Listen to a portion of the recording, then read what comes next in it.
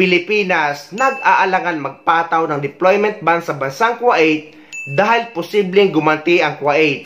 Kagaya sa nangyari dati na pati ang mga skilled workers ay nadamay. Dahil tama naman ang paliwanag dito ng DFA na kapag may namamatay ay magbaban at ang tatapang magsalita.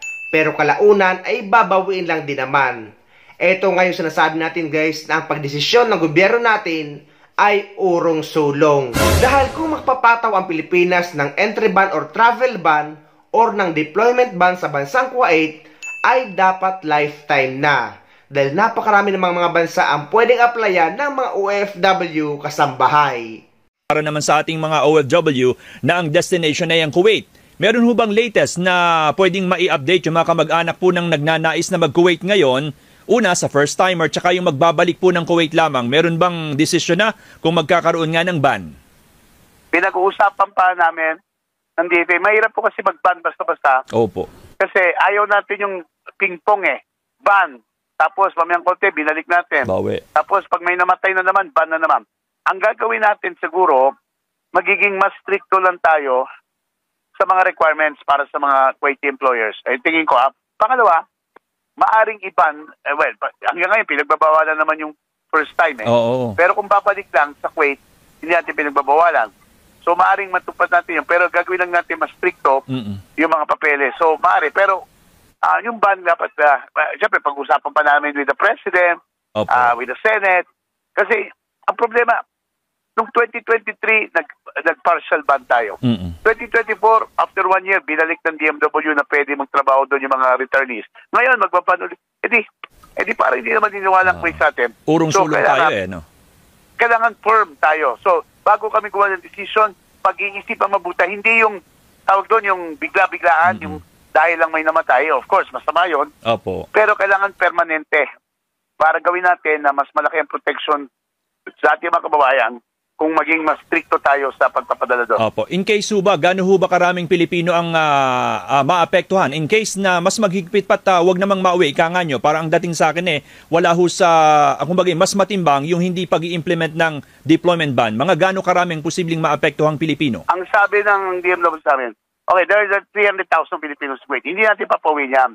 Pero, yung every month, may almost 1,000 ang pinapadalang madami, mga kasambahay. O marami-rami yan kung bigla mag-ban tayo. Diba? Pero hindi tayo magbaban ng skilled workers. Skilled, Tuloy yan. Pero kung bumawi ang Kuwait, sabi, magbaban kami ng skilled workers. Yun ang nangyari noon. Bawian. So, kailangan pag-usapan mo doon para hindi magkagulo. At hindi yung para tayong wala tayong desisyon na yes, no, yes, no, yes, no. So, para maganda yung gagawin natin patakarap. So, kumbaga, Yusik, pala kinakailangang balansehin din talagang mabuti ng gobyerno ng DFA dahil kung magbaban para sa domestic helpers, kung gumanti naman iban pati yung mga skilled workers, di ang dami ring madadamay. Yes, kasi hindi naman lahat ng trabador doon kasambay Pero of course, gusto natin ng hustisya. Opo. Hindi ibig sabihin, okay lang sa atin may namatay na Pilipina. Ayaw natin yun. So, abulin natin yung hustisya para sa ating mga napaslang na or nahihirapan na OFWs doon. So, gano'n po, pinag-isipan din natin yung lahat. At saka marami itong mga katulong na hindi naman masaya naman sa kanilang mga trabaho, yung mga kasabay nito. So, hindi dapat madamay lahat. Pero, hindi pa nagkaroon ng final decision. Siyempre, we defer sa DMW at of course, kailangan approve to the President bago magkaroon ng final decision. So, tingnan po natin. Ang most likely, baka kailangan mas stricto tayo para hindi na mangyari mga ganyan. Okay po. Kaya dapat kapag magpapatupad ang Pilipinas ng deployment ban sa bansang Kuwait, ay dapat lifetime na, wag urong sulong. Dahil kagaya noon, kakaban ng Pilipinas sa bansang Kuwait, ay nagulat ang bansa natin or ang ating gobyerno dahil nagpatupad ng entry ban ang bansang Kuwait at pati ang mga skilled workers ay nadamay. Mahigit 800 OFW ang palipad na sana sa Kuwait pero inabutan ng visa suspension. Ayon po yan sa Department of Migrant Workers. Ang kagawaran na magbibigay ng 30,000 pesos na financial assistance sa mga apektado. Saksi, si Mark Salazar. Pag-asa ang bit-bit ng tumulak pa Kuwait, pero trauma at takot ang inuwi sa Pilipinas ng isang OFW na 43 years old. Tinulungan ng gobyerno ang tubong Pangasinan na OFW na makauwi sa bansa matapos siyang saktan at molestahin umano ng amo. Sinasaktan ako, tinutulak ako ng mga anak niya. Kaya ako naisipang nag-run away. Para makatakas sa amo ko na gawan niya ako ng hindi magandang baka mamaya ma-rape pa niya ako. Bago makauwi, nahuli pa sa Kuwait ang OFW dahil walang maipakitang dokumento. Nakulong ako ng mahigit 2 buwan. Tapos ang hirap pala sa kulungan. Kahit na wala na yung pera, mahanap mo naman yung pera dito, sir. Yung importante yung buhay. Kaya, masaya ko, sir, nakauwi na siya. Sa kabila ng mapait na sinapit sa Kuwait, balak pa rin ng OFW na makipagsapalaran sa ibang bansa, gaya ng libu-libong kababayan natin kada taon. Pero napurnada ang biyahe ng ilang pa-Kuwait dahil sa visa suspension ng Kuwaiti government. Ayon sa Department of Migrant Workers, 815 na OFW ang palipad na sana, pero naabutan ng visa suspension. 514 sa kanila ay magtatrabaho sana bilang domestic helper doon. Sa impormasyong nakarating sa ating gobyerno, ginawa raw ito ng Kuwait dahil anilay nilabag ng Pilipinas ang ilang bagay sa kasunduan ng Kuwait at Pilipinas noon. Kabilang na riyan ang nais daw ng Kuwait na i-lift o bawiin ng Pilipinas ang suspension ng deployment o pagpapadala ng mga bagong Pinoy domestic helper, pati ang pagbibigay ng shelter sa mga Pilipinong tumakas mula sa kanilang employer. Nakikipagdialogo na ang Department of Foreign Affairs sa Kuwait para ayusin ang gusot. Sumamaraw ang loob ng gobyerno ng Kuwait sa ipinatupad na deployment ban ng Pilipinas. Iyan daw ang dahilan kaya sinuspindi nila ang entry visa ng mga Pilipino. Nasa frontline na balitang yan, Simon Gualvez. Mismo ang Department of Foreign Affairs nabulaga raw sa biglang desisyon ng Kuwaiti Ministry of Interior na suspindihin ang lahat ng klase ng visa ng mga Pinoy na unang beses papasok sa kanilang bansa.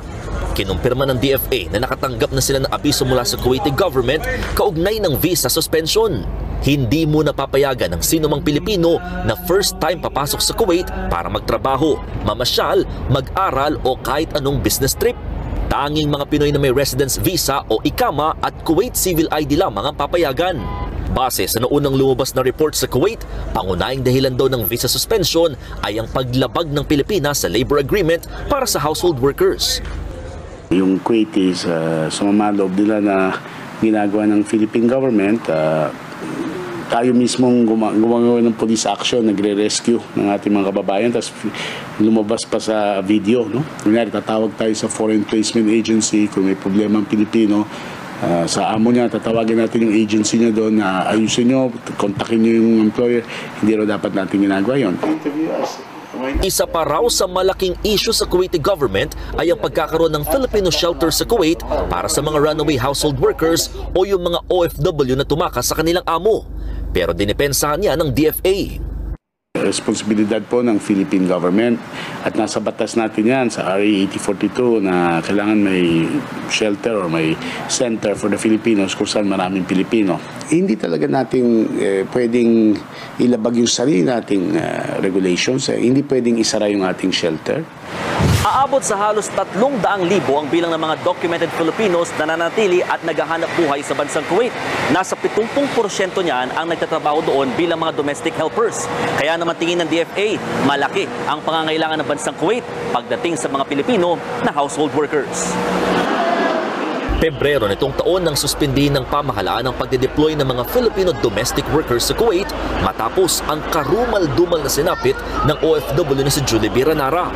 Kaya tingin ng DFA, diplomatic pressure ang biglang pagpapatupad ng visa suspension ng Kuwait. Alam na natin, hindi nila sinabi, pero ibig nila sabihin, gusto nila na i-lift natin yung suspension ng household workers. We also have to stand firm. Kasi first and foremost is our workers. Hindi sila commodity na basta lang ine-export natin. They are Filipino citizens who should be given maximum protection. At kung hindi natin natitiyak na tama yung mga condition for household workers doon, all right, hindi dapat magpadala. Nakatakda naman makipagpulong ang DFA sa counterpart agency nito sa Kuwait para masolusyonan ang problema. Tinitignan lamang kung magagawa ito bago o matapos ang eleksyon sa Kuwait sa June 6. Yes, of course, we'll have to sit down and talk with them kasi they are still a friendly country with us. Kung may issues man tayo tungkol sa laborers natin, we'll have to sit down with them. Pero hindi ibig sabihin na basta lang bibigay tayo na hindi pa tayo satisfied na fully protected na ating mga kababayan at may hustisya na halimbawa si Ms. Ranara at yung mga iba. Ang Department of Migrant Workers o DMW nakikipag-ugnayan din daw sa Embahada ng Pilipinas sa Kuwait. Gayon din sa mga recruitment agency sa bansa at sa iba pang apektado ng visa suspension sa Kuwait. Kayo guys, pabor ba kayo magkaroon ng permanent deployment ban sa bansang Kuwait? Para sa akin ay yes, dahil napakaraming bansa na ngayon ang naghahanap ng mga bagong Pilipinong manggagawa. At ang mga apektado lang naman is yung mga baguhang OFW na pupunta or mag-a-apply sa bansang Kuwait. Pero yung may mga dati ng employer at matatagal nang nagtatrabaho doon ay makakabalik pa rin naman.